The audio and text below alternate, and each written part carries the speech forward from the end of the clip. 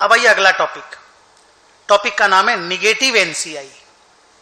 मान लो as on 1/4/24 opening date of acquisition, हम लोगों ने जिस दिन 90% सब्सिडरी का एक्वायर किया, 10% एनसीआई का वैल्यू था, उस दिन एनसीआई का वैल्यू आया मान लो 130। मान लो सोना पे मेजर किए थे, कोई भी सोना पे करो, फेयर वैल्यू पे करो, रूल सेम है। मान लो सोना पे मेजर किए थे 130 आया, ठीक है, पॉजिटिव है। अभी तो एक साल में 24-25 वाला साल में सब्सिडरी कंपनी ने 1500 रुपया का लॉस इनकर किया, सब्सिडरी कंपनी ने। उसमें अगर 10% एनसीआई को देंगे, माइनॉरिटीज को देंगे, तो 150 का लॉस एनसीआई के पास चला जाएगा। तो लॉस माइनस होता है, आप जानते हो, प्रॉफिट ऐड होता है। तो लॉस जब माइनस किए तो एनसीआई नेगेटिव आ गया। अब प्रॉब्लम आ गया, साला एनसीआई नेगेटिव है, नॉन कंट्रोलिंग इंटरेस्ट नेगेटिव आ गया।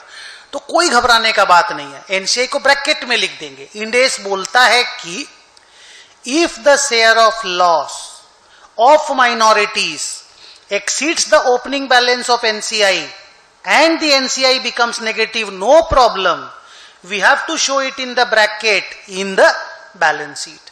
जहां पे NCI बैलेंस शीट में लिखते हो वहां ब्रैकेट में लिख देंगे। मैं आपको दिखाता हूं एक पुराना बैलेंस शीट, आप उसको ध्यान दो। ये देखो एक कंसोलिडेटेड बैलेंस शीट तुम्हारे सामने है, ये क्लास में हम लोगों ने बनाई थी।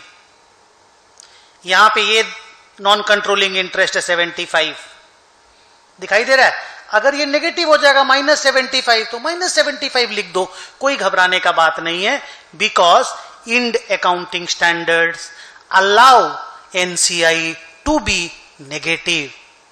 हमारा जो अकाउंटिंग स्टैंडर्ड सिस्टम था, इंड एस नहीं, एस वाला पुराना सिस्टम जो था, जो इंटरमीडिएट में आप लोग फॉलो करते हो, उसमें एनसीआई को, माइनॉरिटीज को नेगेटिव होने नहीं दिया जाता, 0 से नीचे जाने नहीं दिया जाता।